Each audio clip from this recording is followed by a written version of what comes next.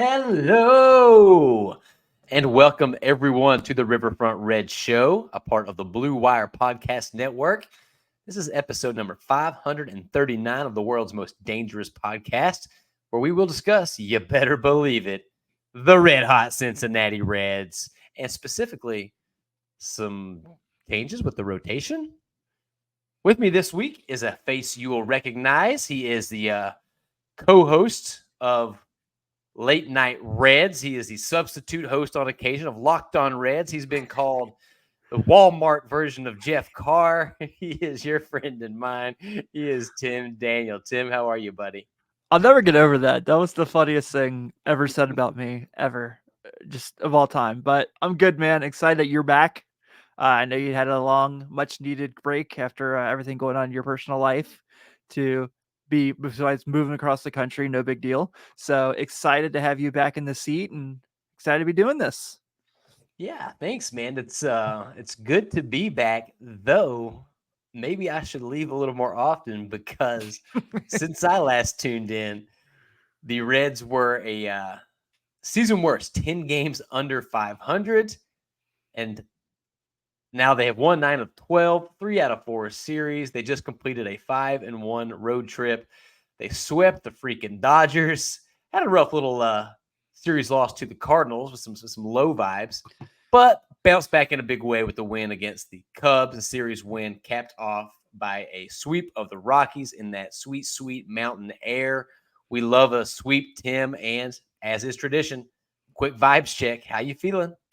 I'm feeling pretty good, Nate. So obviously, I know the thing that's coming out today is the fact that the standings still show that they are in the cellar of the Central, but the cellar is not as deep as it was as of a few weeks ago. And good friend of the Riverfront, Jeff Wallner, has been on Late Night Red, said today there is really no last place in National League Central. The Brewers are first, and everyone else is second.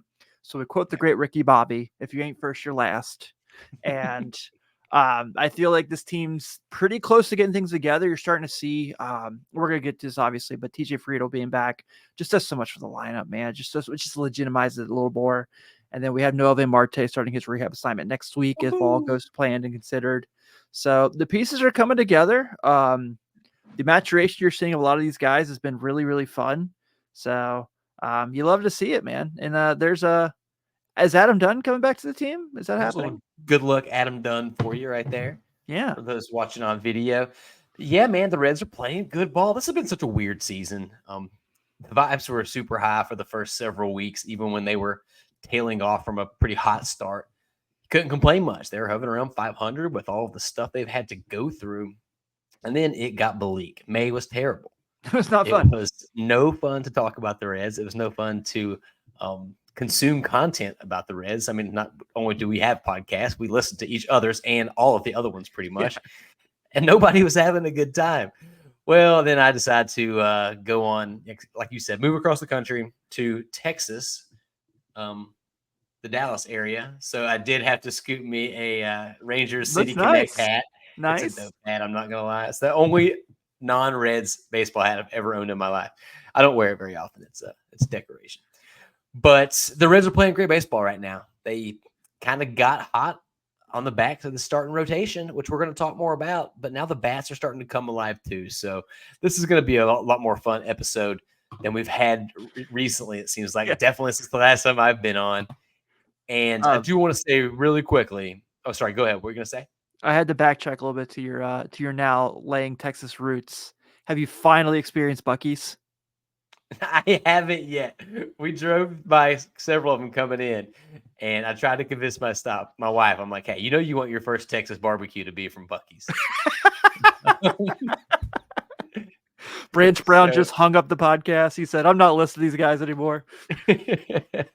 No, we had to, we were here for about a week, and then we had some stuff come up and had to leave for another 10 days. So I've barely been here yet. Buc-ee's is not at the top of the list on the must-dos, but it's on the first page. That's good. At least it's there. All right, so let's keep the good vibes rolling here. And I want to wish everyone listening to this right now, this is going to be a day late for y'all, but we are recording this on Thursday. Happy Scooter Gennett Day. Yeah. Yes, on this day in 2017, our guy hit 4 dingers, 10 RBIs in a 13-1 win over who, Tim? The St. Louis Cardinals. Stupid Wayno, Cardinals. right? I believe so, which makes it even Yeah. better. Mm-hmm. Excuse me real quick. Yeah, and then today's also, Nate, the 1-year anniversary of the Major League debut of one Ellie De La Cruz. Indeed it is, and I want to talk a little bit about that later, but let's go ahead and jump into that right now. We talked about how bad May was, and maybe team is going to be sort of the as Ellie goes, the team goes, Feels that way. because May was pretty gross for Ellie too. He had an incredible April. Looked like one of the best players in the entire game. Still does at times, but it's been pretty bad. Like I said, made his debut a year ago today. Shout out to Sarah Langs, who threw out this tweet. He said, since 1900, only player in Major League Baseball with 65 plus stolen bases and 50 plus extra base hits within 1 year of their first game in the big leagues.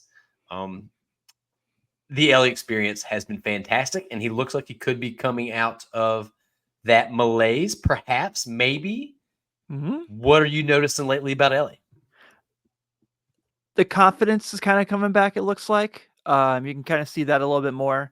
The ability to extend at bats is coming back again. You saw that, and don't be wrong. I understand they're playing the Rockies. They have the altitude effect they have in Denver, where he was kind of getting hot again. But just it felt like he was just kind of comfortable, and I think that's kind of where we had when John Sadek was on my show last week. The conversation we had is he's called different than everybody else.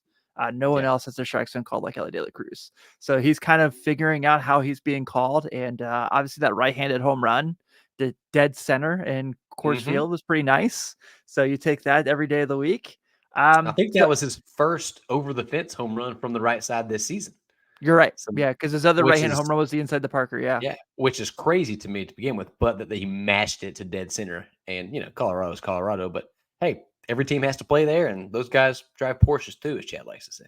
Yeah, the ball goes over the fence. It counts the same whatever stadium you're in. So, yeah, man, that was pretty awesome. I feel like in the defensive plays he's making, dude, just unbelievable. That one he made yesterday was Sports Center. So on Wednesday afternoon when they were in Colorado, was the number one play on Sports Center's top 10 Thursday morning. Was it really? Yeah. I love it, man. Somebody tweeted the other day. I remember when you used to watch Baseball Tonight, and it was just an hour of team highlights. The best. I missed it so much. Can we bring that back? Can somebody do that still? ESPN Glory Day of like ESPN of Baseball Tonight, and you would get like you would get Kritchek's like it was gosh, dude. Get the web gems. I love it. Miss it. Bring it back, ESPN. But yeah, so that his defense has been stellar. He had 5 hits in the Colorado series, including that bomb we talked about. Sometimes the thing with Elliott is even when it's a tough watch, like we're gonna keep watching because he can always do something incredible on any side of the diamond. Our guy Andrew Williams in the Slack channel. Shout out to the Slack family over at patreon.com/riverfrontcincy, where you too can join the family. He pointed out that there's a segment on the Saris's Rates and Barrels podcast looking at his numbers in his first calendar year. And I guess the long and short of it is pretty simple.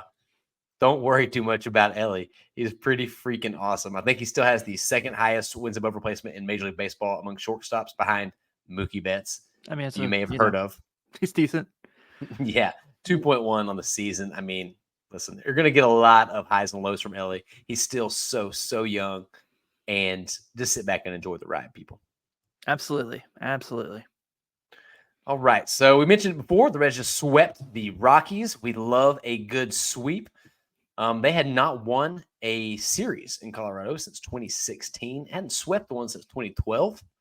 So you like that. The Brew Crew also got swept. So even better. Gained 3 on the first place team in the Central. And it all started, but I should mention that I was overseas for a lot of this. So I didn't get to tune in as much as I wanted to, but I was keeping tabs on it.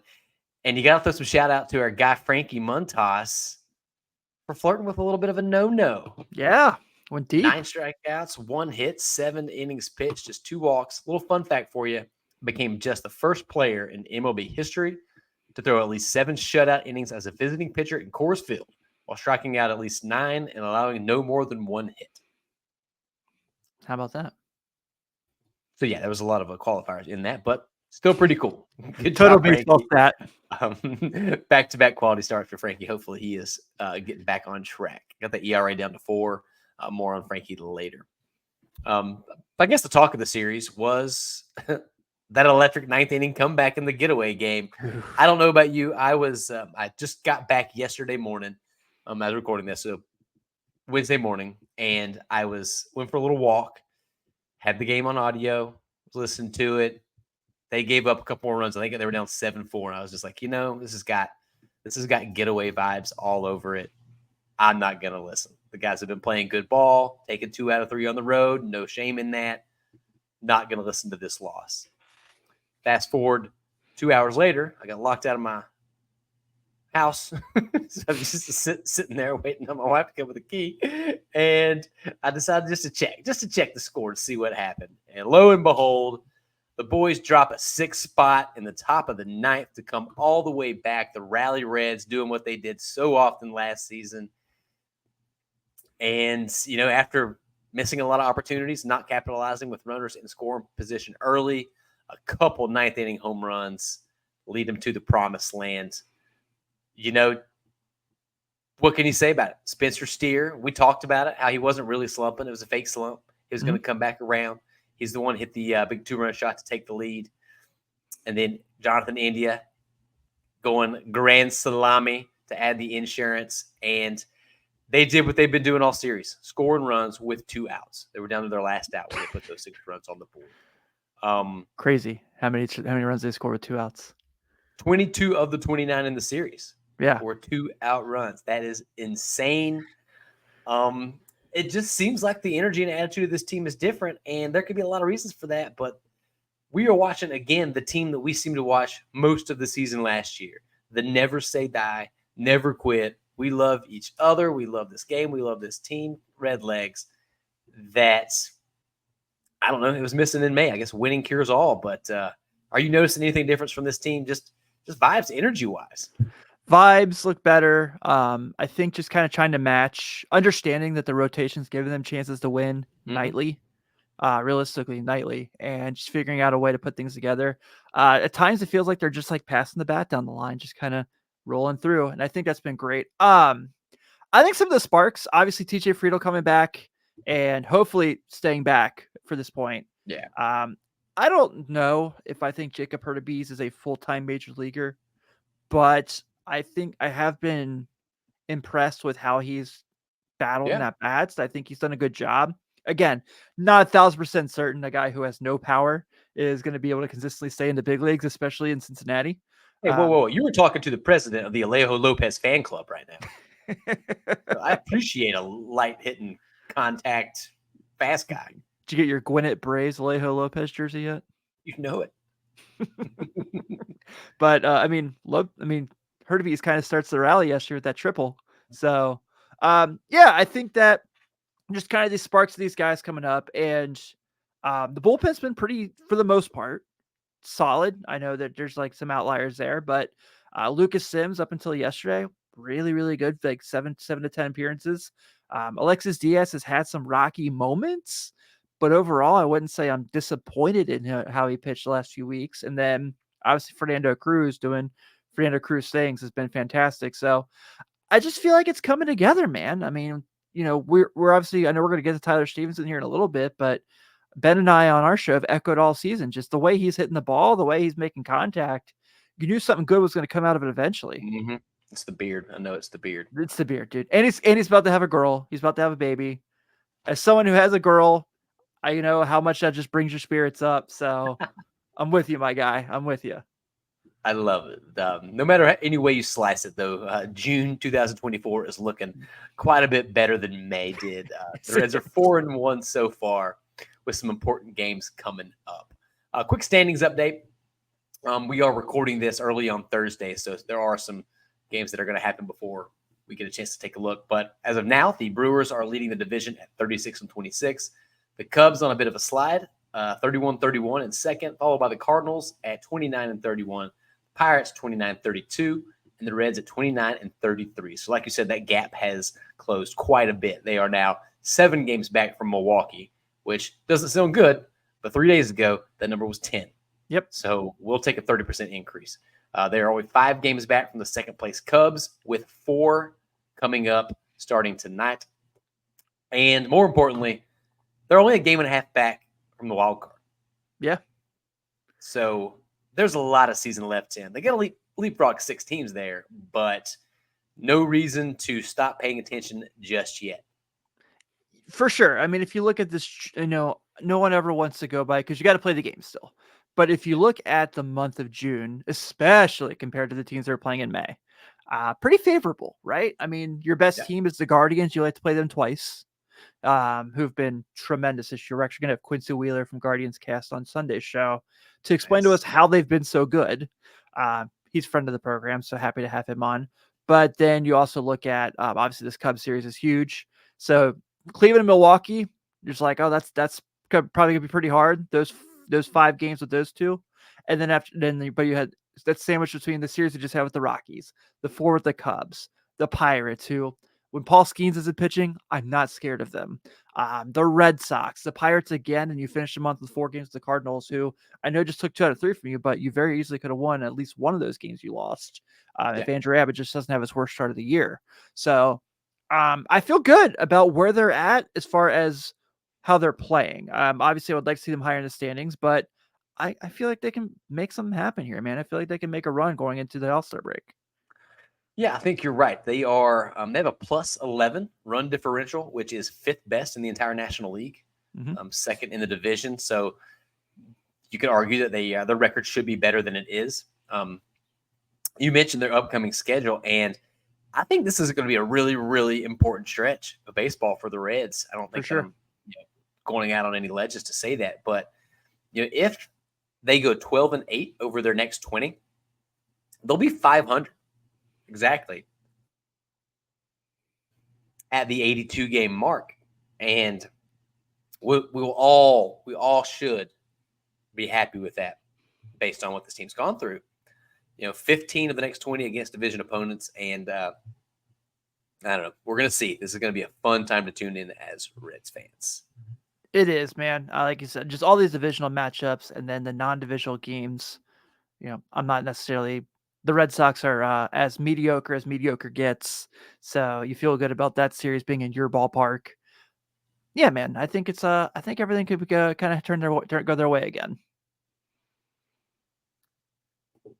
I'm excited, man. I'm excited to watch meaningful baseball again. I know that that's all I care about, man. It's been tough for our entire lives, pretty much. But we're having fun right now. Let's try to keep this going. Some quick hits there. Let's run through some of the stories that we've noticed so far, things that have stuck out to us. I want to shout out our boy Jamer Candelario. Jamer's gotten a lot of grief, not a ton on this podcast, not much more than he deserved. He was playing pretty terribly out the gate, but we all said practice patience, don't overreact too much. And he is the star of episode 1 of It's a Long Season, so let's not overreact constantly to every little thing. But he's gotten that OPS plus up to 110 on the season since April 29th, so a little over a month now. 288 batting average, 333 slugging, 333 on base, 534 slugging. That's good for an 867 OPS and a 138 weighted runs created plus. Second on the team with 8 home runs so far. I don't know what it is. I can't put my finger on it. Have you noticed anything specific, or are you just enjoying the Jamer ride right now? Just enjoying the ride, man, because I was very worried there that we were getting to Will Myers territory, and I'm very happy to say that's not the case. I think that it seems like he's kind of getting more comfortable in his new surroundings. He's having much better at bats. He actually looks competitive at the plate finally, and then some, obviously, where he was kind of looked lost at times in April. But I think it was Jeff Carr, not the Walmart version Jeff Carr, but actually Jeff Carr, who pointed out on Locked On that at the end of that, he always struggles in April. I think like career-wise, he's always had slow starts. And then May and June is when he kind of gets rolling again. And we saw what he did in July against us last year. So if he wants to do that this year, I'm all for that. But I'm excited to see that he's playing well. I don't love him as a defender. I've been saying for weeks now, I feel like Spencer Steer should be the first baseman, and then you can just put CES back at third base when he comes back and have Jamer be your right-handed DH guy.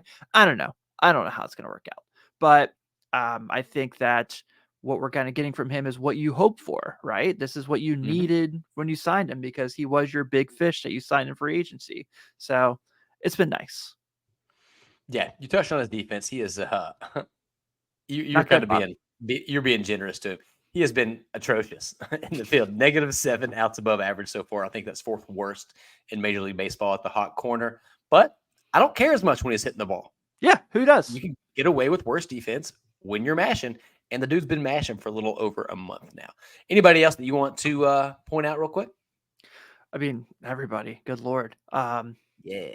I mentioned Friedel, obviously. I think Mhm. that just kind of having him back, even if he's off to a slower start numbers wise, he's having really good at bats, and Mhm. I really think he's going to get back to. He was a big question mark, right? Because a lot of people were wondering, Mhm. was last year as good as it gets for him? And I hope not, obviously. So I hope this is kind of a little bit more of what we're getting from him. But dude, last 15 games, Jonathan India has been a machine. Not just the grand slam yesterday, but just crushing the ball for a guy who has gone through everything, was in every trade rumor. We didn't know where he was going to play. He's playing first base in spring training. He's playing the outfield, getting reps out there, just kind of figure out if that's going to be a spot for him.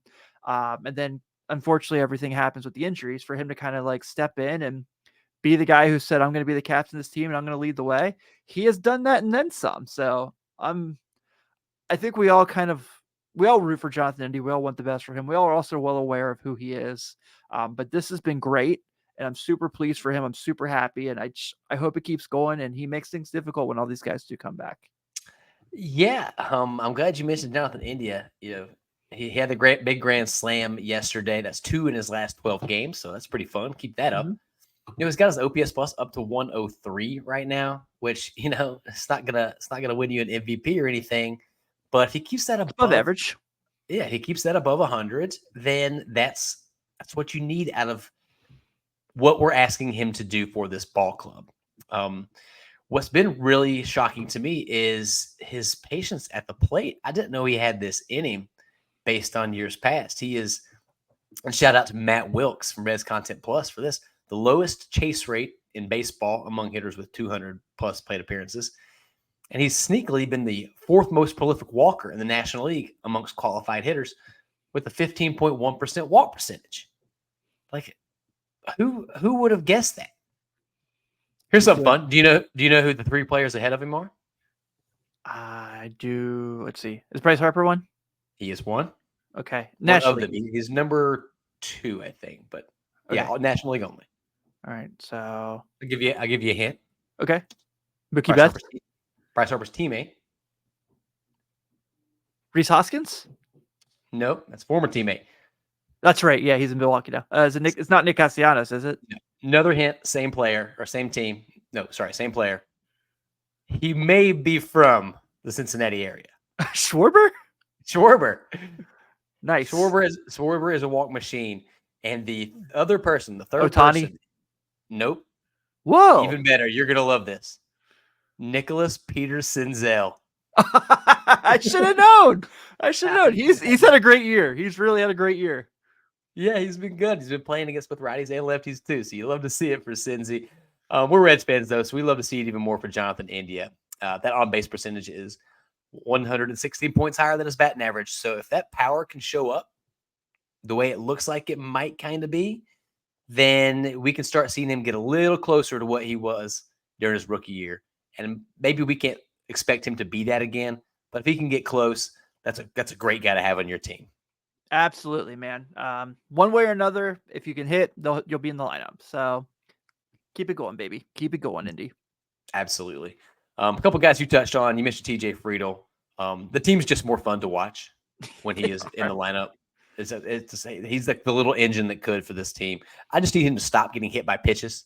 Yeah. 5 hit by pitches in only 13 games, which leads the team, and I think is 21st in Major League Baseball. Just calm down, TJ. We love watching the lineup, so we need you to be in the lineup. He does have a tiny little 4-game hitting streak with 2 home runs. Within that one yesterday, which landed in a trash can, which inexplicably does not count for more than 1 run. It's crazy. It Yeah. should. It You should. get extra Absolutely points for should. that. Yeah. Get it together, Bud Selig. Especially if there is a lid on there. Yeah. I mean, that's, yeah. Give a shout out Bud Selig. R.I.P. Like 20 years later. I was trying to think of some other, who are some other baseball commissioners I could come up with, and it didn't work. I just read the Keith O'Brien book, and now I'm flustered. Tyler Stevenson again, love it. I guess I'm just happy that he's been sustaining this little mini leap that he's taken from the past couple of years. He's been consistent, 750 OPS and 112 OPS plus. Like, you get that out of your catcher who's been terrific defensively, and you just don't have to worry about that position anymore. And that is a luxury that most teams do not have. For sure, man.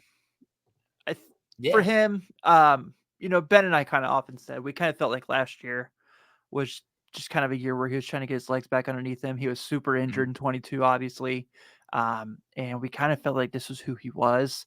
And Sadak went pretty deep in my interview with him last week, just about all the work he did. He was at spring training before the Super Bowl this year doing work. So it's been really awesome to see. And you can see all the work he's putting in offensively, defensively is certainly showing. Yeah, love to see it. Root for that guy so hard. And then in episode 2 of It's a Long Season, so let's not overreact constantly. If I asked you, Tim, springing this on you here, which team regular is leading the team in OPS over the last 4 weeks? Who do you got? Best OPS on the team over the last monthish, 28 days, I think. Ooh, is it it's not Stuart Fairchild, is it? It's not Stuart Fairchild. That's why I threw in the regular, because he is the answer. If you That's true. That's true. Players. Would it be Spencer Steer? Nope. That's a good guess. Ooh. Man, I should know this. Is it Jake Fraley? You shouldn't. It's not Jake Fraley. You shouldn't know this, and that's why I brought it up. It's Will Benson. Okay, cool. Over the last 4 weeks, a 139. He's been a power hitter, yeah. Weighted runs created plus and an 858 OPS. So let's not overreact to every little thing. The guy's going to strike out. All these guys are so young. Yeah. They're going to have bad days, bad moments, bad weeks, bad months sometimes. But eventually, we have to hope that the pedigree is going to take over. When it doesn't, okay, then we can complain. And it might make for a boring podcast. When every week I'm just saying, don't worry about this guy. It's fine. Just old grumpy men yelling at things. But Will Benson has been playing great. And, we talk about TJ Friedel being that little engine. Sometimes Will Benson seems like that guy too. When he's hot and he is fired up, that clubhouse goes nuts. Yeah, he's definitely someone that kind of gets the engine going. So I hope that we can kind of see this going for him. I've been really happy with what we've seen from him. Certainly, yeah, I want him to strike out less, but I want everybody to strike out less.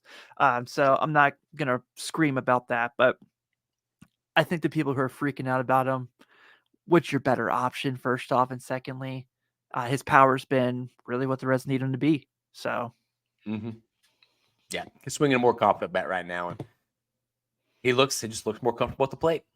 Yeah, he rules. All right, Tim. Well, I have been dreading talking about this since the news dropped about 30 minutes before we hopped on this bad boy. I wish I could cue up some Sarah McLachlan.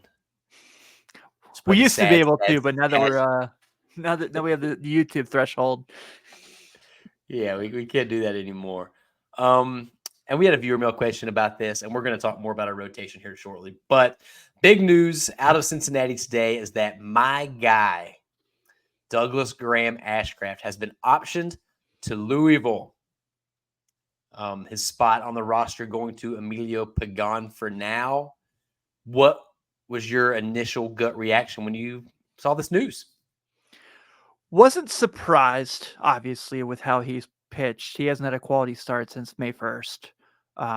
But on the other end, wondered if he was going to get sent down or if he was going to have one of those inflamed ERAs where he was going to go to the IL kind of thing to get right. But I still think that he's really talented. I still think he's really good. I think he just kind of hit a rough. I mean, he did this last year too, where he hit that rough stretch, got a couple weeks off, came back and was really good for a couple months. So maybe Louisville's just what he needs. Maybe it's a get right thing. I know our Slack has had quite a few people saying he needs to go to the bullpen. I've seen that all over social media. If he can be effective, they're great. But I think he has at least earned the right to continue to see if he can continue, he could be a starter and figure things out, especially this whole third time to the order thing. But Yeah. you could tell yesterday when he had to give the ball to David, when David came and got him, that he was not too pleased, but also probably understood that, like, hey, I know how things have been going for me. Yeah. That seemed obvious. He was not thrilled. He's an emotional, competitive guy. I think that the starter versus reliever conversation is a fine one to have about his career, but it is quite simple that right now starting pitchers are far more valuable than Yeah. relief pitchers. He has shown at times that he could be that number 3, 4 guy in a rotation. It's just been consistency, consistency, consistency, consistency. We can run through the saga a little bit right here. He opened last season with a 2.00 ERA in his first 6 trips to the mound. Then in his next 33 innings and 8 starts, he got shellacked for 47 earned runs. That It's a was lot. pretty disastrous. He had outings that saw him yield 10, 8, 7 twice, and then 6 earned runs. And then over the span of the finals, dozen starts of the season, a 2.58 ERA. So in 18 starts last season, he had a sub 2.5 ERA. But he had that disastrous little bump in the road, and you just can't do that in the majors. He looked good to start this season for several starts, and then he's looked pretty bad ever since. His strikeouts are down. He's a high contact guy, pitches to contact, so he's going to have some bad luck every now and again. But the fact of the matter is, you have to produce in this league. They say the NBA is a make or miss league. MLB's the same way, and he's just been missing. So I think he's going to go down to Louisville. He's going to hopefully figure it out. They need starting pitching depth. All that depth that we thought they had has not been good. Chase Petty's been bad. Connor Phillips has been bad. Brandon Williamson has been injured. More on him later. But Graham Ashcraft strikes me as the kind of guy who, even when he's not great, his numbers are still better than Nick Martinez's. So he's still currently the best number 5 starter option on this team. Now the Reds have a day off each of the next 2 weeks, so they can skip a spot in the rotation each of the next 2 weeks. The other implications here are that Brandon Williamson will be eligible to come off the IL by then. This also has some interesting Super 2 arbitration implications. True. Because Graham is down, he is very, very likely to not qualify for Super 2 status anymore, meaning he will have one less year of arbitration, which is not good news for him, but probably good news for the ball club if you want to take a business mind approach to it. Other than that, go get it right, Graham. I think the guy has all the talent in the world. He's had problems the third time through the rotation or through the lineup. And, man, I've been loud and proud about this guy, and I'm not willing to sell my stock on Ashcraft Island, my real estate, just yet. I'm holding on to it because he's going to get it right and come back. And we've already seen Bull in the China Shop, Graham. Now we're about to see Angry Bull in China Shop, Graham, when he comes Absolutely. back. Yeah, I'm with you, man. I think everything's going to work out with him. You did mention that the lack of depth down there, I think Carson Spires is kind of going to say, excuse me, sir, I've been here for a little bit now and I'm doing just fine. But other than that, yeah, you're absolutely right. Yeah, Carson Spires has been okay. And he's, of the options available, the only one that's actually looked good in Louisville. So other than Brandon Williamson, of course. So keep an eye on that. We did have a question from Joey Gaditza, a viewer mail question about Dougie, and we kind of answered it already. But Joey asked, is it time to put Dougie in the pen? I think it is. I love the dude, but he makes me nervous when it starts to come up. Yeah, kind of what we just said. I don't think so yet. But what I will say is you keep him stretched out in Louisville, and if the rotation is still clicking the way it has been, you don't make any crazy changes. But if you're in contention down the stretch, then maybe you consider bringing him up throughout September out of the pen and solidify the things that way. I don't know. Any other thoughts on that, Tim? Nope, I'm kind of with you. Just keep going, keep doing what we're doing, see how it works out. I think everything's going to be okay with him, man. I think he's a guy that doesn't like that goes through these stretches and figures it out. So excited to see what happens when he comes back and he's pissed off that he got sent down. And he's going to have his revenge tour. Yeah, absolutely. Get it right, Graham. We did talk about Brandon Williamson. He has looked fantastic in his rehab starts, to the tune of a .66 ERA in 13.2 innings. His last start, 4 innings, only 1 hit, 2 strikeouts, no runs. Slowly ramping him up, but I think he becomes eligible pretty soon. I think he has maybe 2 more starts in AAA before they have to bring him up. Mm-hmm. So, I mean, if Graham needs some time to get it together, then we have a guy waiting in the wings who shocked us all last season by pitching as well as he did and was responsible for some hilarious tweets during rain delays. Yes, he was. Also has a dope robe that his grandma got for him, the victory robe. I forgot So, about that. oh yeah, Brandon Williamson is waiting in the wings in case the Reds need some help soon, and as all teams do, they'll need that depth. I want to know about him. So last year he had that Jordan Brand red sweatshirt he wore, like when he was warming up stuff. Never seen it in a team shop. Never seen it on Fanatics. I need to know where he got that because I need one. Well, listen, Brandon Williamson, I know you listen to this show. Holler at my boy Tim. His Twitter handle's right there if you're on YouTube. It's at TimDaniel518. Hook my guy up. Tim, let's talk about the starting rotation a little bit more. I feel like I just haven't been giving them enough love, and we should. So I thought it could be fun to power rank the rotation as we currently see it. Now, I had the idea to do this before we got this Graham Ashcraft news. I don't think that changes his spot in the power rankings. But, yeah, let's run through this real quick. Who would you put in the number 1 spot in your starting rotation power rankings? At the moment, barring what happens tonight at Wrigley, I mean against the Cubbies after his last performance at Wrigley, I think I gotta go Hunter Green. I think he's been the most consistent, and he's taken the ball. You know, Montas has had an IL stint. Lodolo's obviously had IL stints. Hunter Green is not, and whatever was issues he was having the first couple weeks in April, he seemed to put some really good things together in May. I think that right now he's got to be number 1. And look, I know that, you know, there's the ups and downs of him. It's life as a 24-year-old starting pitcher in the big leagues. But everyone who seemed to be really mad about Hunter Green and the contract extension looks very silly right now. So give me Hunter Green at number 1. It's close, though. It's close.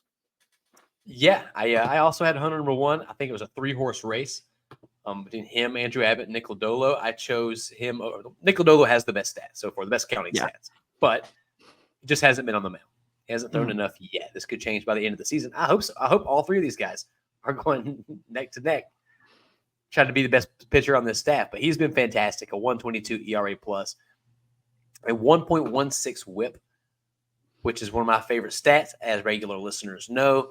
But probably the most impressive thing for me is that he is number 1 on this team amongst starters and almost the entire staff in home runs per 9. I know. The guy has been awesome. 0.6 home runs per 9. And that was the knock on Hunter Green. He had problems with the long ball. Well, folks, he doesn't anymore. The guy's been awesome. He's been electric, and he is becoming a stud right in front of our eyes. You love to see it. Also, a couple starts ago, brought back the splitter. Had it since with the splitter. Got Ohtani on it twice. Yeah. He had turned our season around really with just the 2 pitches. And to see him not go away from that for the rest of the season and to bust it out against literally the best hitter in baseball was super fun to see. Twice. Yes, twice. So, Hunter Green, congratulations. I know this is the most important accolade you've ever received. You are number 1 in the Riverfront Red Show starting pitching power rankings on June 6th, 2024. Perfect. All right, so you went for number 1. I'll go number 2 and mention the 2 guys already, but I still, because of the innings pitch factor, have to go with Andrew Abbott at number 2. I was super worried going into the season that he was going to have some serious regression. And, buddy, have I been wrong? He is the, not counting Lodolo, but team leader at ERA at 3.39.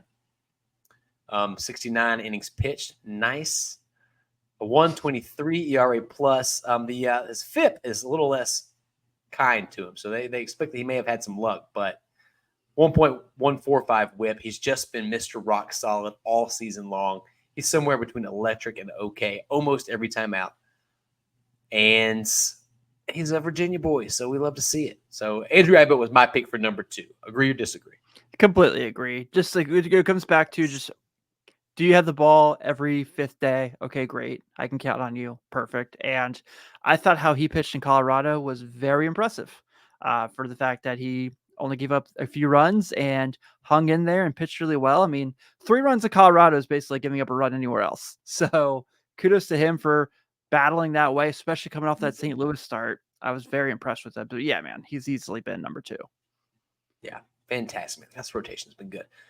I think we probably have the same person for 3, but I'll let you offer it up. Yeah, it's got to be Nick Lodolo. Yeah. Just because I understand he's missed more starts than Montas has, but he's just overall been better. And when you have those 3 guys, it's been pretty awesome. And Montas has been up and down for sure.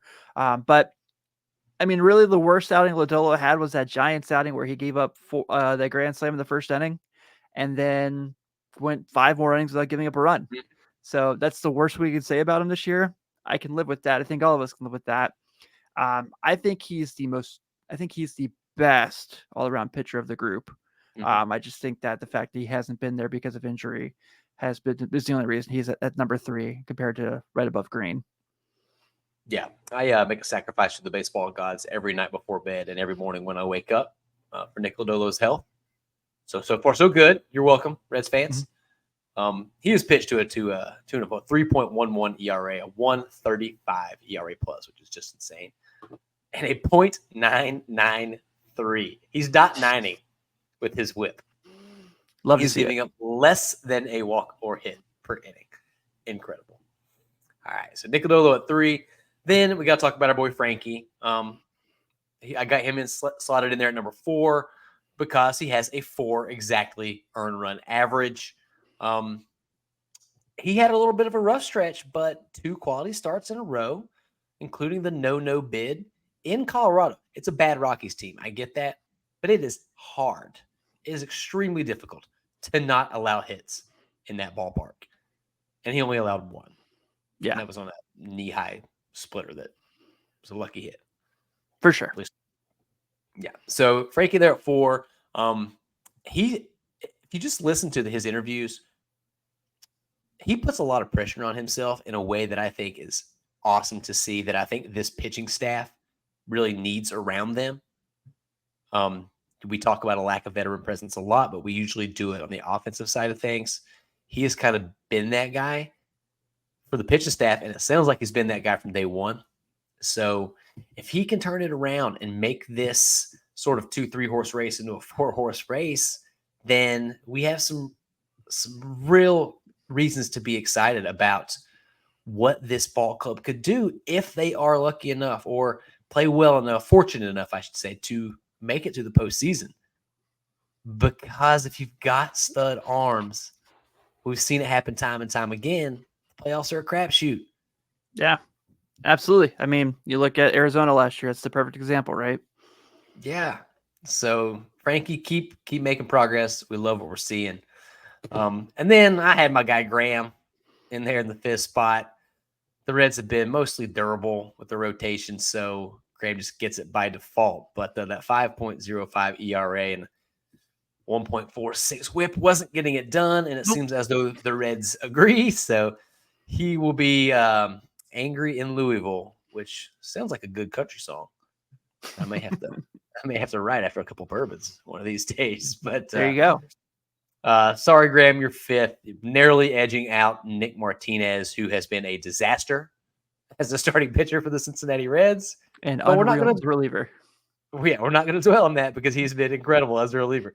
Yeah, 1.05 ERA and 0.584 whip as a reliever. So shout out to the starting rotation. These guys have been carrying the squad, and it's been fun to see. And when they've thrown openers, the bullpen openers have gotten it done as starters. Yeah, they have. Brent Suter and Sam Mole and those guys. Yeah. All right. So before we get to some viewer mail questions, I want to throw a quick question at you. The Chicago White Sox came out and said that they are open to trading Luis Robert Jr. and Garrett Crochet, outfielder starting pitcher. My question to you is, would you make that trade, Tim Daniel? Would you put a package together for those two? Absolutely. Absolutely. I What feel kind of package would you offer? I don't know. But I would This be might be definitely easy. This might be an easier way to ask it. Who would you not include in a trade for those two? um all the rookies from last year that came up and Rhett Louder. Okay, so you wouldn't include Rhett Louder. Yeah. Um, I know he hasn't had the best numbers in Double A, but I think he's going to be just fine. yeah, he looks like he's starting to get back on track as we speak. 11 strikeouts and 6 innings in his last start. So happy to see that. He's looked really good outside of his first couple starts there. I agree that I would do it in a heartbeat. I don't think there is a single prospect that I wouldn't include in a trade for those two. That not counting the guys that were on the team last year. I love all those guys. I would start talking at Noel V. Marte. Um, I don't know if I would do it, but I would think really, really hard. But the fact of the matter is that See how he plays for a month before the deadline. yeah, yeah, exactly. Robert's had some injury concerns, lots of them actually. So we got to be fair there. So if you want to use that as a reason not to make this move, I Which get it. plenty of people will. Of course they would, especially people that are obsessed with prospects. But the guy's young. Both these guys have 2 years of team control. Robert has a ceiling of one of the best offensive players in the game. He's exactly the kind of player this outfield needs. And Garrett Crochet immediately becomes one of the top 2 best pitchers on this team's staff and likely gives the Reds one of, if not the best starting rotation in all of baseball outside of maybe Philadelphia. Yeah, And I agree. perhaps somebody else I'm missing. But, this team is not going to be an attractive free agent destination. We know the Reds aren't going to likely spend a ton of money in free agency to go and get those top tier guys. So trading for A-listers, blue chippers with multiple years of team control is probably the best way to see this team position itself in the upper tiers of teams trying to win World Series, not teams trying to make the playoffs and hope for the best. Teams trying actively to win it all. So I'm sure we'll get some people disagreeing with us in the comments. And by all means, please do disagree. Yeah, by all But means.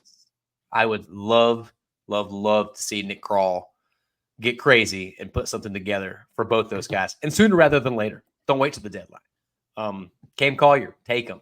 He's 3 years away. Rhett Louder. I would try my very, very, very best to keep Rhett Louder. But if you can't, what are you waiting on? I mean, Garrett Crochet is. Do you think Rhett Louder is going to be better? Maybe, but he We'll also see. might never make the major leagues. Yeah. I don't think that's the case, but it's entirely possible. We know these guys are good major leaguers, and they make the team a legitimate contender today, in my opinion. Yeah, All I right, agree. what else we got? Hey, what else we got? I guess there was some news other than the Graham Ashcraft thing, which still breaks my heart. Welcome to the show, Blake Dunn. Yeah. Love to Nice. see it. I had to option our beloved Nick Martini to make room for him. He is the Reds' number 15 prospect, reigning Reds minor league player of the year. Not looking quite so good this year, but has a lot of tools that make me think that he has a chance to stick around on this team. Super, super fast, one of the fastest guys in the organization. Is a right-handed hitting outfielder, which the Reds need. He can handle any outfield positions, got solid power, will draw some walks. Kind of strikes me as that stereotypical Cincinnati's going to love this guy kind of player. So if he can just come and grit out at bats and a spot on this team, then he could be a fun guy to root for a few years. Any Blake Dunn thoughts? Just excited to see what he can do, man. Just kind of see if he's another depth piece for this team for the future. I don't know where I'm at with his talent levels, but he's very fast, and so I'll take that. So excited to see what he can bring to the team. The outfield of Friedel, Fairchild, and Dunn in some circumstances will be pretty nice. Yeah, I think so. And even Jacob Hurtubise, like True. these guys are not they're not all stars. TJ Friedel should have been last year, may never get a chance again. I hope I'm wrong. But they're a fun group of guys to root for. And For sure. it's not as bad as it could be. We also have met the end of the Mike Ford era, perhaps. Mike Ford elected free agency rather than accepting an outright assignment to Louisville. Story of his career. He looks good everywhere but the bigs. So there's always a chance he could come back to the team. He seems to leave for a while and then come back a few days later. Yeah. But wherever he goes, I hope he catches on and figures it out. And then lastly, Noelvi Marte. You talked about it. He is back soon. My guy, my prediction for NL Rookie of the Year, which is probably out of reach now. I haven't checked the rankings lately. Paul Skeens might have some things to say. He is eligible to return on June 27th. He can spend up to 20 days on a rehab assignment, which David Bell came out and said he will begin on June 11th. Yep. So right around the bend. And they said he's going to see time at third base and shortstop, which is no surprise. Those are the two positions he has primarily played. But they also said he's going to see a little time at second base, which I found noteworthy. If he comes up and hits the way he did last year, could he see some time in Jonathan India's spot? Probably. You know what? I would love to see it. As much as I'd rather see him stick at third base, if for this season only, he needs to go to second, and he can recreate what we saw in a 35-game sample last season, which was a 316 batting average, 366 on-base percentage, and a 456 slugging. Then there is real reason to believe that he can be an absolute game changer for this team. So stay off the steroids or performance-enhancing drugs of whatever variety and just be really good at baseball. Noelvi, please and thank you. All right, Tim, any other thoughts before we get to a couple of viewer mail questions to run this thing home? I don't think so, man. All right, well, let's do it. As always, these are actual questions from actual viewers and listeners. They come from our family at patreon.com/riverfrontcincy. We would love to have y'all. We would not be able to do this show without the support from this family. And thank you to the Reds for winning games, because this family is a happier one when you guys are winning. I don't know what the Reds don't know what they do to us. They're playing bad ball. Nick Krall doesn't know that he's directly responsible for so many people's happiness. So get it together, Nick. All right. First question comes from Kyle Kapler. Kyle says, likelihood they add at the trade deadline. I'm going with 0% chance. They didn't in 2021 when they ruined Antone, and didn't last year when they were pulling dudes up from the Florence Yalls to start games. What makes you think that'll change? Tim, you want to bet lead up on this one? I don't know. I think it depends on where they're at. I think that they might have a witchcraft of a fan base if they don't add for another year in a row. So if they have a chance where they can get something going, I think they might. I think I would give it about a 15% chance. Okay. I think the loudest part of their fan base wants them to hang on to every prospect they have. So they might count on that. There's no reason to believe that they will add anything significant. Recent history has shown us that, though we do love Sam Mole. Nick Krall came out and said in an interview recently that he's going to wait a little bit to see if they're going to be buyers or sellers. So we at least know that they are entertaining the thought of being sellers, which if they are out of contention, sure, sell them all. But yeah, Kyle, I'm with you. I don't expect them to do anything big. You know, they're getting Noelvi Marte back. They're getting Matt McLean back. And we know as an absolute concrete fact that those are as good as trades. I'm sorry. I didn't mean that. I didn't mean it at all. Do something, Krall. Do something. There's probably another guy named Nick out there that is not rostered or that hasn't been on the Reds yet that he needs to acquire. All right. Next question from Kevin Lynch. Is TJ Friedl the most important Reds player? Not the best, but most important. The last two seasons, it seems like his and the team's success is directly linked. I would like to go back and look at the numbers and see if that's true. But yeah, I think he is currently the heart and soul of the team. Yeah, absolutely. I definitely think so. Word up. All right, next question. Rex Scott, there were some comments on social media during the Reds slump criticizing our hitting coaches. I don't know enough about the roles of hitting coaches and how impactful they can be. What do you guys know about hitting coaches, what they do, and what difference they can make? Do the Reds have solid hitting coaches? Tim, if you don't mind, I'll take this one real quick. Go for it. It's a really fun question, Rex. I don't have a great answer. I did do a quick Google search, and you can easily find a fantastic interview with Dave Magadan, career hitting coach over at the Sporting News, on how he approaches the job, which can give you a lot more insight than I am able to.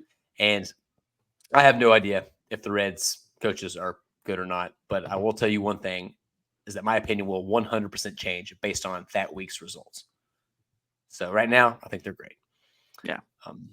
James Urban says at 4 games below 500, the Reds are only 1.5 games back of the wild cards. Do you think there are too many playoff teams? Seems like everybody has a chance.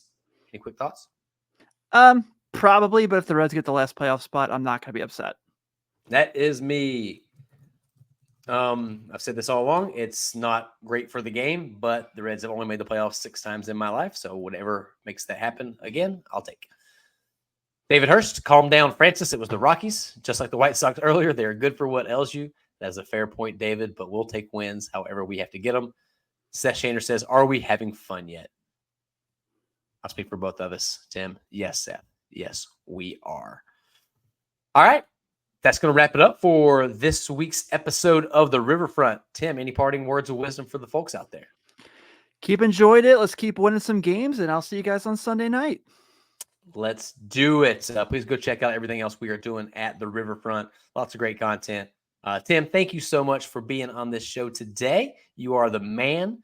And everyone, thank you for listening and supporting. Please subscribe, like, follow, all the good things. Tell your friends and their friends, and the friends' friends, and the friends' moms, cousins, friends. So shout out to Adam Dunn. Shouts to Lisa Alberto, Wayne Krenchicki, and Eli Cash for Tim Daniel and Scooter Gennett. This is Nate Dawson saying so long, Cincinnati.